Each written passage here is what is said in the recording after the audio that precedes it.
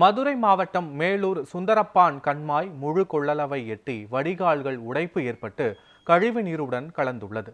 இதுகுறித்து எமது செய்தியாளர் குமரேசன் வழங்கிய தகவல்களை காணலாம். மதுரை மாவட்டம் மேலூர் நகராட்சிக்கு உட்பட்ட இந்த பகுதியில் தற்போது நின்று கொண்டிருக்கின்றோம். இந்த பகுதியில் இங்கிருந்து சூரக்குண்டுக்கு செல்லக்கூடிய கம்மாயில் தண்ணீர் நிரப்பதற்காக செல்லக்கூடிய குழாய் உடைக்கப்பட்டு அதிலிருந்து கழிவுநீர் கலந்து தண்ணீர் வெளியேற்றப்படுகின்றது. இந்த பகுதியில் ரோடு முழுவதுமாக தண்ணீர் நிரப்பப்பட்டு அந்த தண்ணீர் பக்கத்தில் உள்ள கடைகளில் உள்ளே பூந்திருப்பதும் தற்போது காட்சிகளை பார்த்து கொண்டிருக்கிறோம். இதனால் உடனடியாக நீர்வளத்துறை சம்பந்தப்பட்ட அதிகாரிகள் உடனடியாக கவனத்தில் எடுத்துக்கொண்டு இந்த பகுதியில் உள்ள தண்ணீரை உடனடியாக அகற்றம் செய்ய வேண்டும் என்பது பொதுமக்கள் கோரிக்கையாக பார்க்கப்படுகின்றது. இந்த பகுதியைச் சேர்ந்தவரிடம் கேட்போம். ஆனால் வணக்கம், இந்த பகுதியில் இப்போ தண்ணி உடைஞ்சு வெளியில் உங்கள் கடைக்குள்ளே பூந்திருக்கு. இந்த சம்பந்தமாக நீங்கள் கோரிக்கை சொன்னீங்களா? இது சம்பந்தமாக பிடபிள்யூடினா ஒரு நடவடிக்கை இருக்கிறதா சொல்லியிருக்காங்கண்ணே. இது வருஷம் மழை அதாவது வருஷம் மழை எப்பப்போ இந்த மாதிரி பெய்யுதோ அந்த பிரச்சனை வந்துகிட்டே இருக்குது. இது நான் சும்மா சொல்லக்கூடாது, நகராட்சி நல்லா எங்களுக்கு சரி பண்ணி கொடுப்பாங்க, தண்ணியெல்லாம் எனக்கு வடிகட்டி கொடுப்பாங்க. ஆனால் இது பிடபிள்யூ தான் முழுக்க செஞ்சு கொடுக்கணும். இந்த வேலை பிடபிள்யூ தான் கரெக்டான அந்த தண்ணி உபரி தண்ணி வெளியேற வழி பாதை எங்கெங்கே அடைச்சிருக்குன்னு தண்ணி ஓப்பன் பண்ணுறதுக்கு முன்னாடி க்ளீன் பண்ணிட்டு தான் ஓப்பன் பண்ணணும்.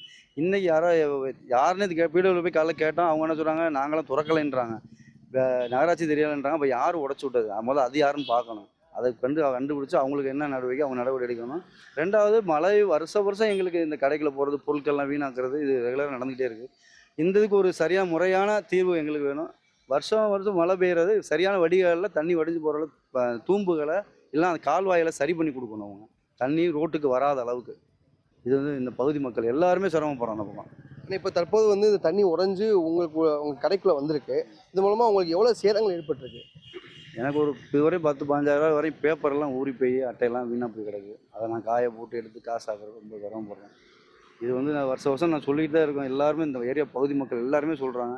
ஏற்கனவே தீபாவளிக்கு மறுநாள்லாம் நகர்மன்ற தலைவர் எல்லாருமே இங்கே தேங்கின தண்ணியெல்லாம் 2 லாரி முறை எடுத்திருக்காங்க. எல்லாம் சப்போர்ட் பண்ணி நல்லா செஞ்சாங்க.